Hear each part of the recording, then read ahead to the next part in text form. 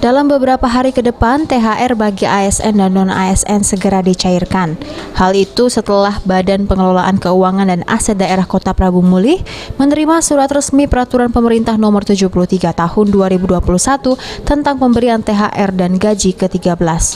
Peraturan pemerintah tersebut juga dibarengi dengan terbitnya Peraturan Menteri Keuangan Republik Indonesia Nomor 42/PMK 05/2001 tentang petunjuk teknis pelaksanaan pemberian THR.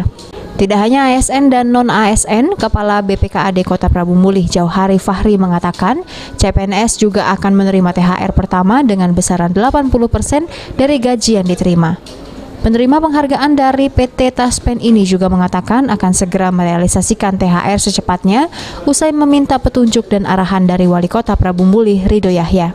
Untuk ASN itu kita bayarkan penuh gaji ditambah dengan tunjangan-tunjangan yang terkaitnya di luar TPP. Jadi TPP memang tidak termasuk dalam komponen ini. Jadi untuk CPNS ini kita bayarkan 80% ya. Dan di sini juga di dalam dua aturan ini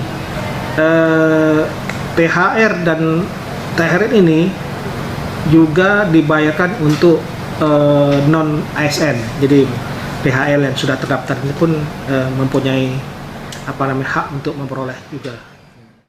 Dari data yang diperoleh BPKAD, ada 3.563 ASN dan 3.600 non-ASN akan menerima THR di Pemkot Prabu Mulih dengan dana untuk pembayaran tunjangan hari raya mencapai 18 miliar rupiah dengan rincian untuk golongan tertinggi diperkirakan mendapat 7 juta rupiah dan terendah 2 juta rupiah.